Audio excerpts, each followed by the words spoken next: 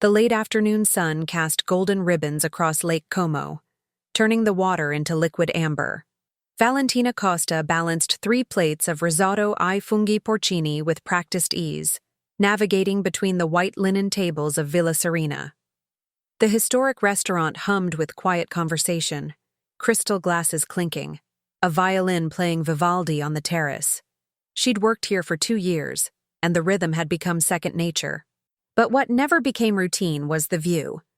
Through tall windows, the lake stretched endlessly, mountains rising in the distance, their peaks still touched with snow despite the June warmth.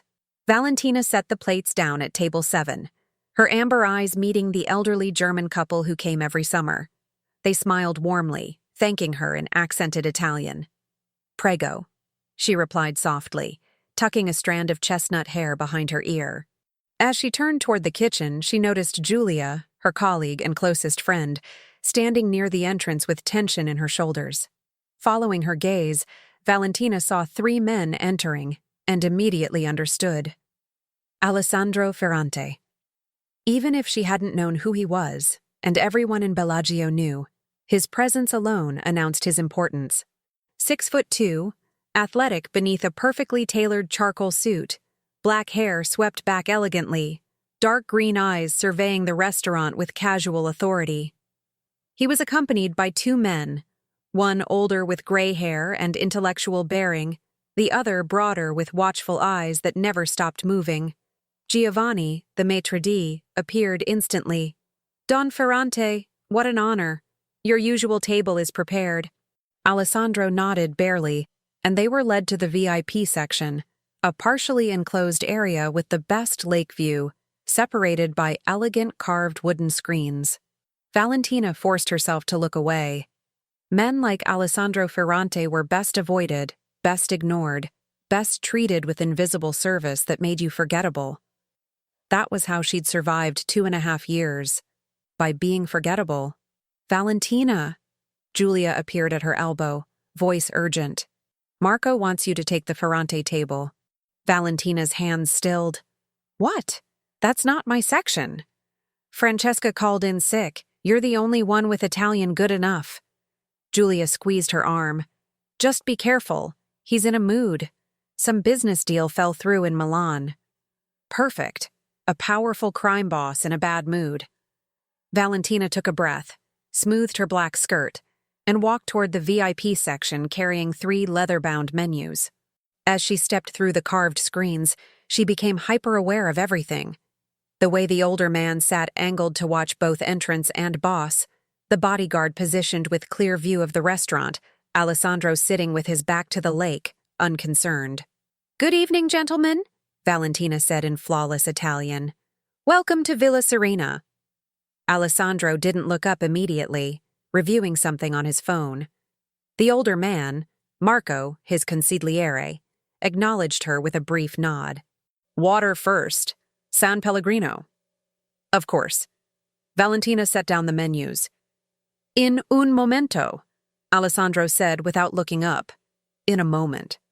Valentina nodded and stepped back, hands folded, waiting. Making people wait was a power play, a reminder of hierarchy. She'd seen her father do the same thing a lifetime ago in Brazil, in a context she tried not to think about. Finally, Alessandro looked up. For a fraction of a second, something flickered in his eyes. Surprise, interest, gone too quickly to identify. His gaze traveled over her analytically. Valentina kept her expression neutral, meeting his eyes briefly before lowering her gaze respectfully. "The wine list," Alessandro said, flipping through it with casual expertise. "Your Barolo selection has improved.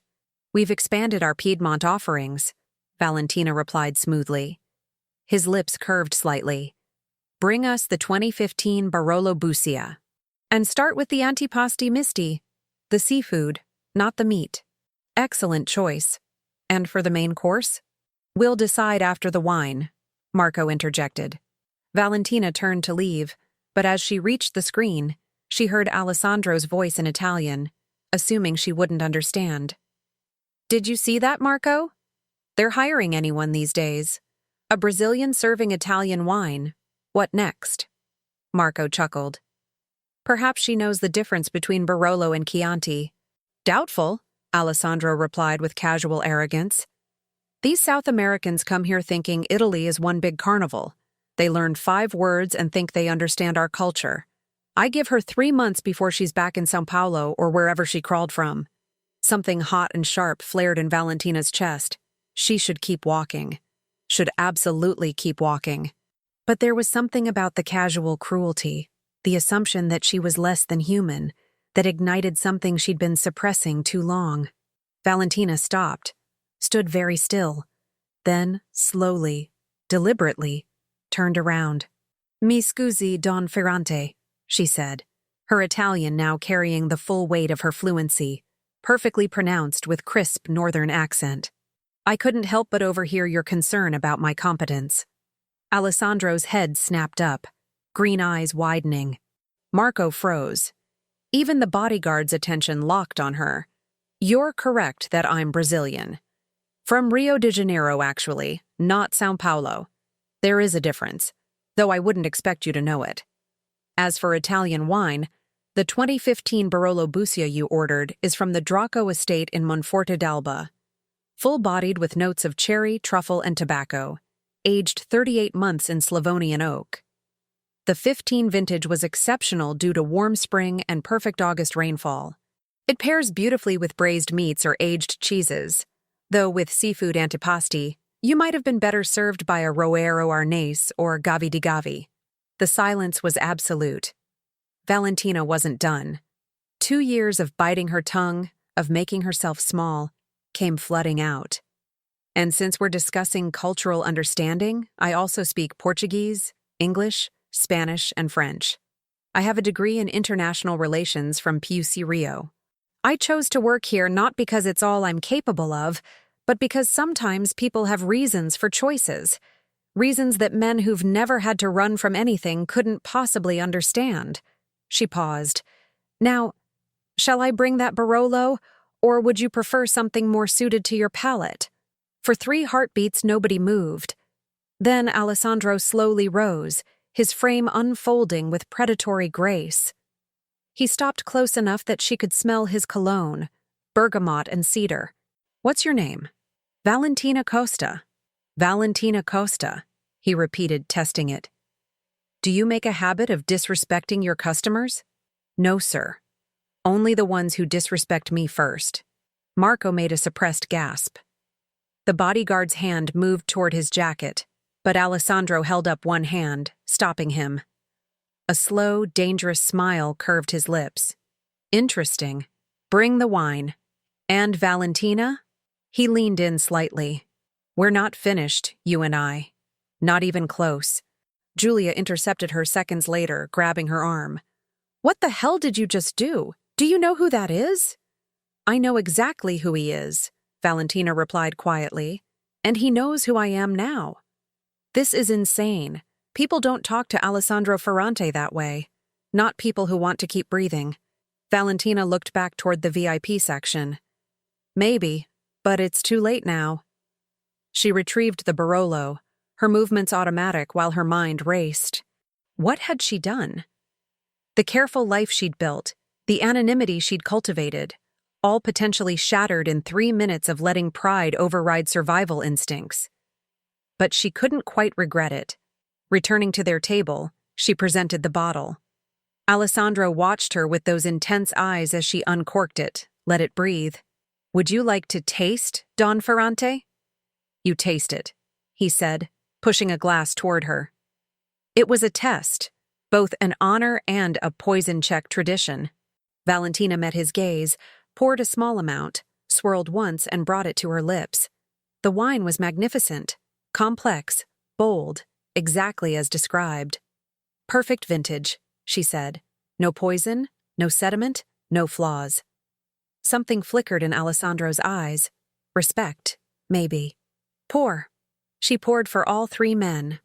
When finished, Alessandro lifted his glass, studying the color. That will be all. For now. Those last 2 words hung like a promise or threat. The evening continued. Valentina served them ossobuco, branzino, pasta al nero di seppia. Every few minutes, she felt eyes on her. Sometimes the consigliere, sometimes the bodyguard, sometimes Alessandro himself, his expression unreadable. When they finally requested their bill, Alessandro handed her his black credit card. As she took it, his fingers brushed hers. Deliberate. "Tomorrow night," he said quietly. "You have the evening off. I work tomorrow." "Not anymore. I've arranged it with your manager. 8 o'clock, Piazza di Bellagio by the fountain. Don't be late." "And if I don't come?" His smile was sharp, dangerous. "Then I come to you, and trust me. You'd prefer to meet me in public." He stood, his companions rising with him. "The wine was excellent. Your recommendation was enlightening. Grazie." Then they were gone, leaving nervous whispers behind them. "What did he say?" Julia demanded. "He wants to see me tomorrow." "You can't go. You need to leave Bellagio. Tonight." Valentina looked at the card. Black metal, unlimited spending. "I can't run again. I'm tired of running." "Then you're tired of living." That night, Valentina barely slept. A black sedan was parked outside her building, the same bodyguard from dinner. A clear message: "We know where you live." The next day crawled by. At 7:30, she left her apartment wearing dark jeans, ankle boots, a fitted black blazer over white silk. Simple, elegant, practical for running if necessary.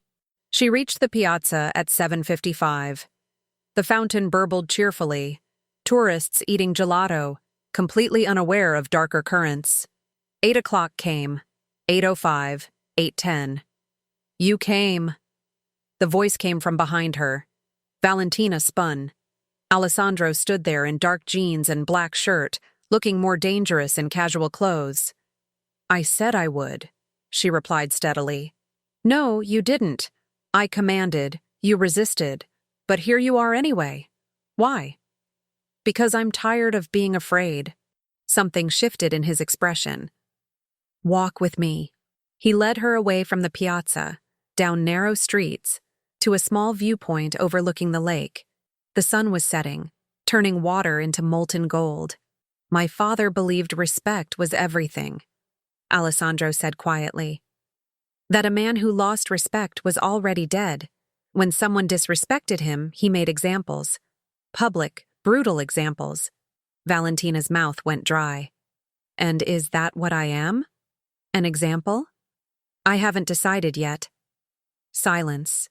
Just water lapping stone, distant boats.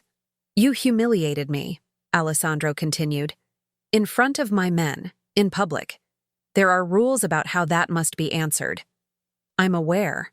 And yet you came anyway. Brave or stupid?" "Probably both." Valentina turned to face him fully. "But I won't apologize. You spoke about me as if I were nothing. I've spent 2 years making myself invisible, small, forgettable. Last night, I chose to be seen. If that costs me my life, then at least I'll die as myself." Alessandro's jaw tightened. "You talk about death very casually. And you threaten it very casually for someone who knows nothing about me." "Oh, I know plenty about you now." He pulled out his phone, showed her a file. Born in Rio, daughter of Riccardo Costa, who had interesting business associates. Entered Italy 2.5 years ago. Overstayed tourist visa. Applied for asylum claiming political persecution. Denied, but you disappeared into the system. Working cash jobs until settling in Bellagio. No social media, no digital footprint, no family contact. You're hiding from something. Or hiding something. Valentina's blood ran cold. "My father is dead. Murdered 3 years ago. Shot 12 times while eating dinner. I came to Italy because staying in Brazil meant dying next." Alessandro's expression didn't change, but something flickered. "Riccardo Costa. I remember now. He worked with the Calabrians, then tried negotiating with Neapolitans behind their backs. He made enemies of very dangerous people. My father made mistakes, but he was still my father. When they killed him, they made clear I was next. So I ran. Until last night. Until last night."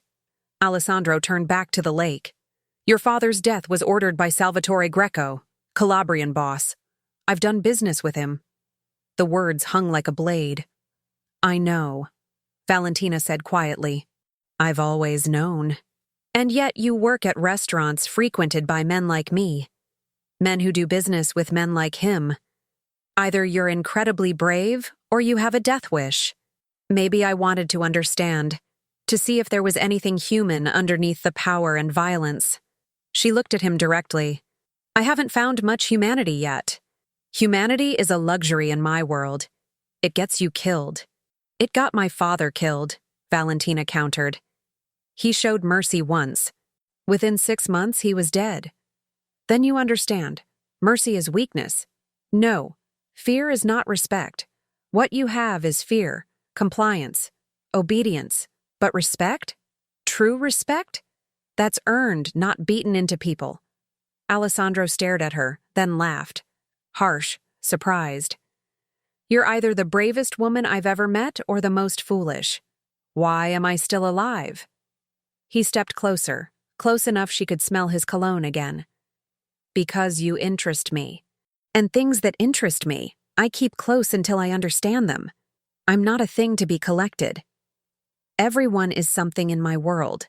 The question is whether they're assets or liabilities. His gaze traveled over her face. You speak 5 languages. You understand wine, art, culture. You have knowledge of my world. Your father's connections mean you probably know names, routes, operations that could be valuable. I won't work for you. I haven't asked. Yet. Alessandro's smile was sharp. But I'm offering a choice. Option 1. Continue at Villa Serena, pretending to be invisible, hoping I lose interest. Eventually, word reaches Greco that Riccardo Costa's daughter is alive in Italy. You're dead within a week. Valentina's stomach clenched. And option 2? You work for me. Translation, interpretation, cultural navigation. You attend meetings, dinners, negotiations. Be my bridge to Brazilian contacts. In exchange, you have my protection. Anyone who touches you answers to the Ferrante family. You mean I become your property? I mean you become untouchable. There's a difference. Not much of one. The difference is life and death. Choose. Valentina looked out over the darkening lake. I need time to think. You have until tomorrow night. Same time, same place. Alessandro stepped back. But understand, I don't make offers twice. The fact that I've taken an interest is already noticed. Questions are being asked. Sooner or later, those questions reach the wrong ears. So I'm damned either way. Welcome to my world. We're all damned. The only choice is how we fall. He started to walk away, then looked back. Last night, when you exposed me, that took courage. Stupid, reckless courage, but courage nonetheless. My father would have killed you for it. I'm considering whether to respect you instead. And if you decide not to, then you'll know soon enough. He disappeared into shadows. Valentina stood alone, gripping the railing, mind racing. She was trapped, but she'd known there would be consequences the moment she'd opened her mouth. That night, in her small apartment, Valentina pulled out a small black notebook she'd been carrying since Brazil. Her father's handwriting filled the pages, names, dates, routes, amounts. A ledger of his operations, documenting every transaction, every contact, every shipment. He'd given it to her the night before he died. If anything happens, this is your insurance, minha filha. Worth more than gold and more dangerous than poison. Use it wisely. She'd never used it, had run instead, hidden, tried to pretend. But now, looking at the names and connections spelled out in careful script, Valentina realized she'd been carrying power all along. The kind that could destroy empires or build them. Alessandro wanted to use her expertise. But what he didn't know was that she had the keys to that entire kingdom. Maybe there was a third option. Maybe she could negotiate from strength instead of desperation. If Alessandro Ferrante wanted her, he would have to earn it. The next evening, Valentina arrived at the fountain dressed in simple black cashmere, her head high. Alessandro appeared at 8 exactly, Marco at his side. He wore a midnight blue suit. "You came again." "I have conditions," Valentina said without preamble. Alessandro's eyebrows rose. "Conditions? If I work for you, it won't be as property. I want a contract, real protection in writing, a salary reflecting my value, and autonomy. I choose which jobs I take." Marco made a sound like laughter. Alessandro's expression remained neutral. "You're negotiating. With me. You negotiated with my father. You negotiate with suppliers, partners. Why not with me? Because your father and I were equals. You are a waitress with an expired visa. And yet you're here." Valentina met his gaze. "If I were worthless, you wouldn't have investigated me. You see value or threat. Either way, that gives me leverage." Alessandro stared at her for a long moment, then smiled, genuine this time. "You have your father's nerve. He once negotiated with a Colombian cartel while they held a gun to his head. He taught me well." Clearly. Alessandro glanced at Marco. "What do you think? Should I negotiate with someone who humiliated me?" Marco adjusted his glasses. "Anyone foolish enough to humiliate you and brave enough to demand terms is someone worth keeping close. As an ally or to prevent them becoming an enemy." Alessandro turned back to Valentina. "Contract? Done. Protection in writing? Done. Autonomy within reason? And a salary." He named a figure that made her eyes widen. More than she made in a year at the restaurant. "Acceptable," Valentina managed. "Good. Now my conditions." He stepped closer.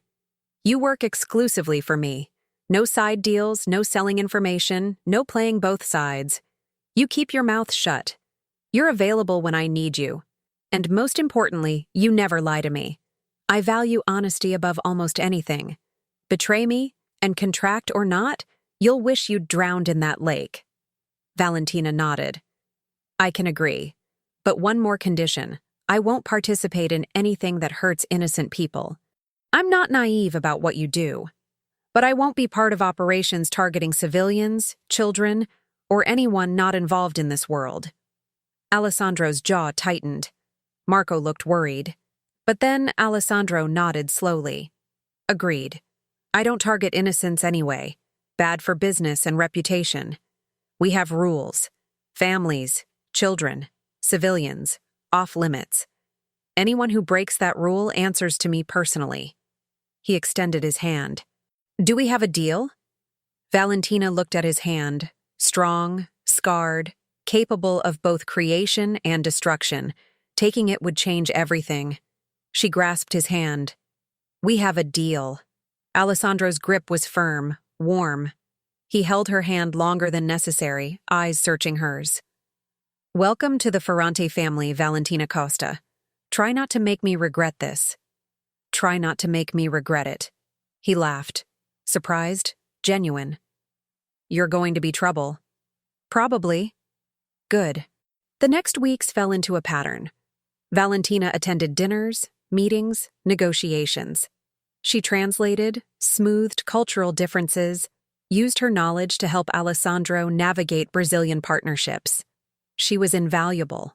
3 weeks after their deal, she was working late at Villa Ferrante, reviewing contracts in the library. Most of the household had retired. Alessandro appeared in the doorway, loosening his tie, a glass of whiskey in hand. He looked exhausted. "You're still here," he said, surprised. "Contracts don't review themselves." Alessandro pulled up a chair beside her rather than across, a small but significant gesture. "Can I ask you something? Not as your boss? As a friend?"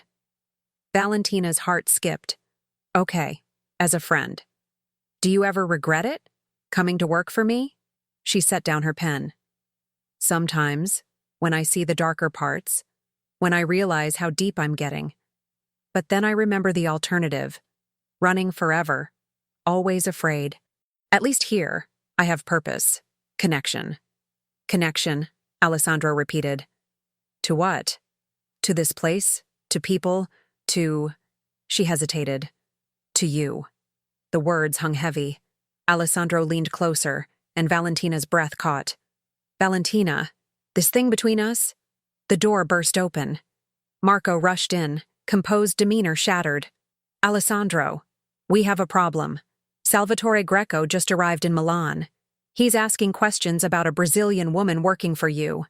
Alessandro was on his feet instantly, lethal. How did he find out? Someone talked. We're investigating. Marco's eyes flicked to Valentina. He knows she's here. He's demanding a meeting. Valentina's blood turned to ice. Salvatore Greco, the man who'd ordered her father's death. Alessandro's jaw clenched.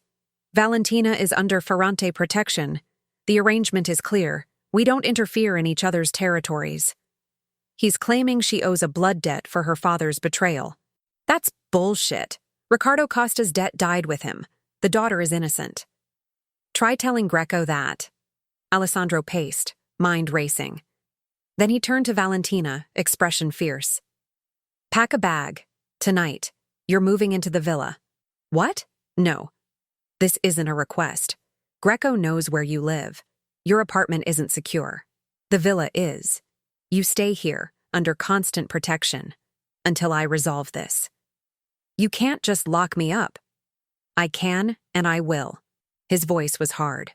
You're mine to protect now. That means I do whatever's necessary, even if you hate me for it. Fear coursed through her veins. How long? As long as it takes. Alessandro's expression softened slightly. I won't let him hurt you. I promise. Within an hour, Valentina's belongings were brought to Villa Ferrante. She was given a guest suite, beautiful, spacious, and completely a prison. For a week, she lived under constant guard. Alessandro visited every evening, bringing updates, sitting with her, talking about everything and nothing.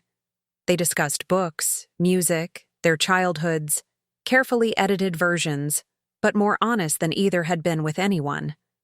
Slowly, something grew between them. Trust, understanding, the beginning of something neither had expected. On the 8th night, Alessandro came late, expression grave. I have news. Greco agreed to a meeting, tomorrow in Milan. Just him and me. Neutral territory. What will you say? That you're under Ferrante protection, non-negotiable. That if he wants war over one woman, he should think carefully. And if he doesn't accept, then there will be consequences. For him. Valentina stood, crossed to him, impulsively took his hand. Be careful. Don't start a war because of me. I'd start 10 wars for you, Alessandro said quietly, eyes intense. Don't you understand that yet? Before she could respond, Alessandro pulled her closer, hand cupping her face, thumb brushing her cheek. Tell me to stop, he whispered, lips inches from hers. Tell me this is wrong, impossible, insane. Tell me to walk away. I can't, because I'd be lying. Alessandro kissed her then, and the world fell away. Only his mouth on hers, his hands in her hair, the desperate way they clung to each other. Passion and fear and longing and danger mixed together, intoxicating and terrifying. When they broke apart, Alessandro rested his forehead against hers. This is crazy. I know. You should run from me. I know that too. Valentina looked up at him, but I'm not running anymore. He kissed her again, softer, full of promise and unspoken feelings. Then he pulled back, pained. I have to go. Early morning. He touched her face. If anything happens tomorrow, Marco has instructions. You'll be protected, financially secure, free to go wherever you want. Don't talk like that. I have to, because men like Greco don't play by rules. He kissed her forehead. But I promise, I will do everything in my power to come back to you. Then he was gone, leaving Valentina with racing heart and his kiss burning on her lips. She didn't sleep, just watched the sun rise over the lake, painting the world pink and gold. Somewhere, Alessandro was preparing to face the man who'd killed someone she loved.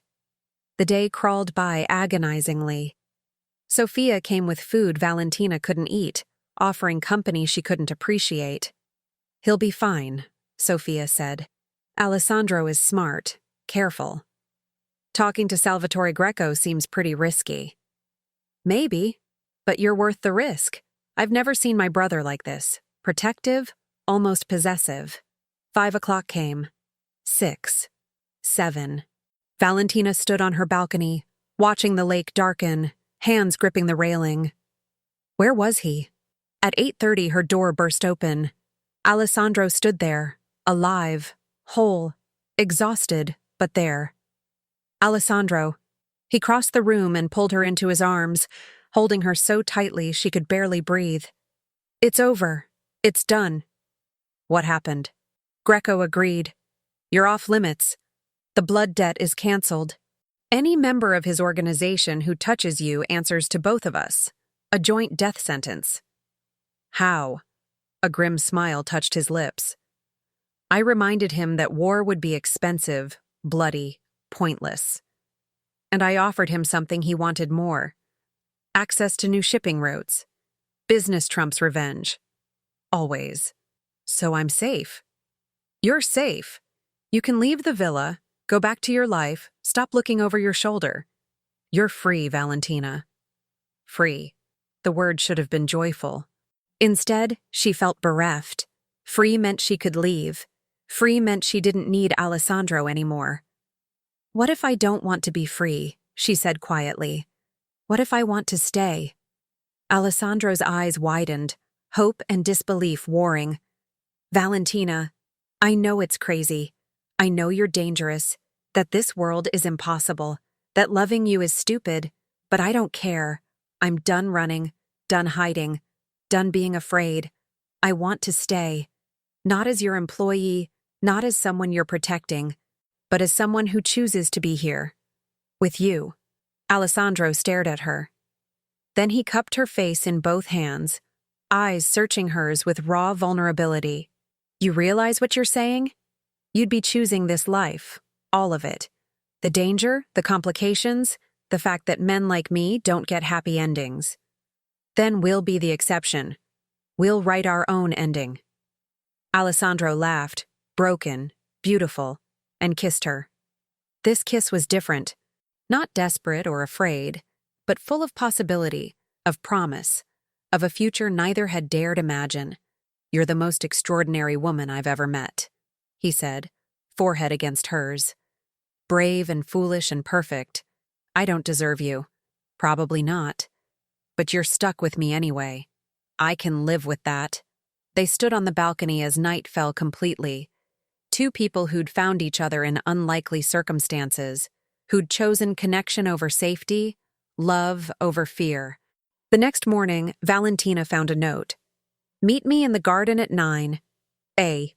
She found Alessandro by a marble fountain in casual clothes, jeans, white linen shirt. He looked younger, less weighted. "Good morning." His smile was genuine. "I've been thinking about what you said. About staying. About choosing this life. I need you to understand what that really means. Are you trying to talk me out of it?" "No, the opposite. Making sure you know what you're choosing." He took her hand. "If you stay, you'll be part of this family. The world will see you as Alessandro Ferrante's woman. That comes with protection, but also danger. It makes you a target, a potential weakness. My enemies will see you as leverage. I understand. Do you?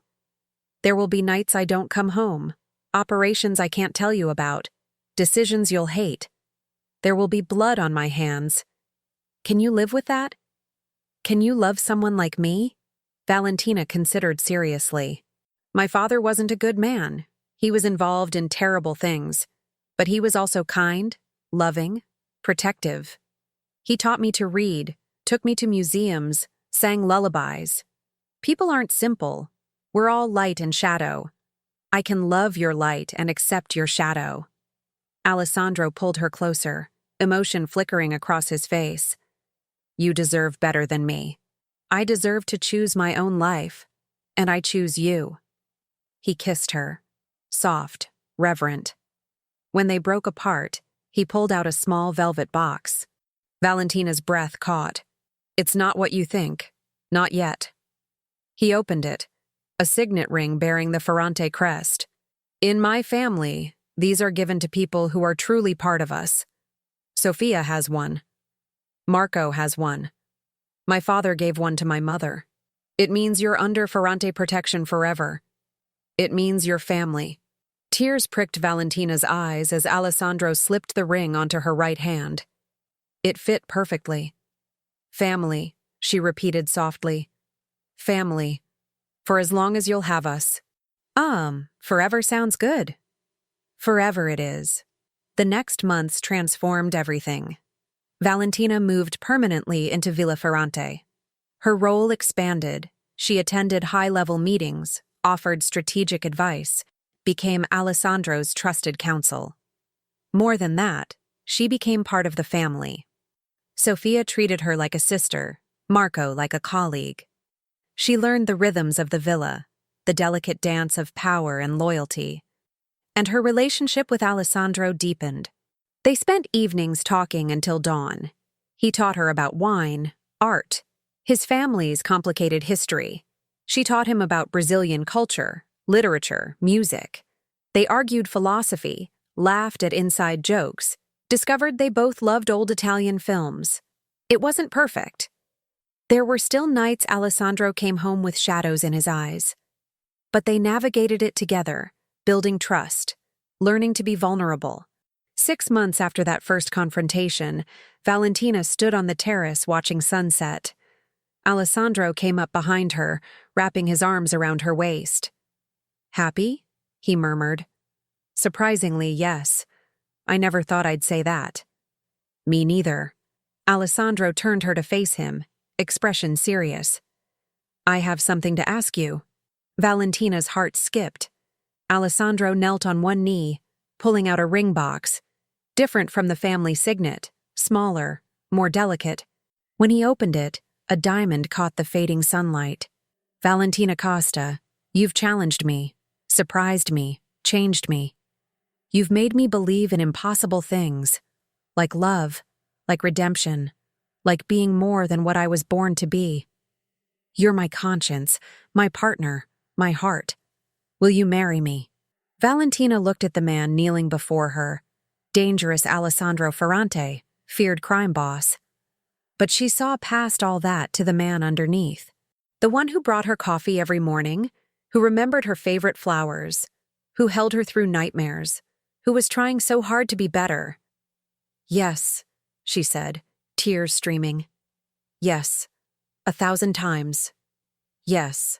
Alessandro slipped the ring on her finger, stood and kissed her as the sun set over Lake Como, painting the sky gold and crimson.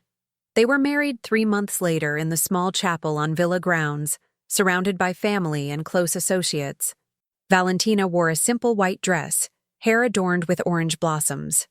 Alessandro wore a black tuxedo and looked at her like she'd hung the moon. Sophia stood as her maid of honor, Marco as Alessandro's best man. The priest blessed their union with genuine warmth.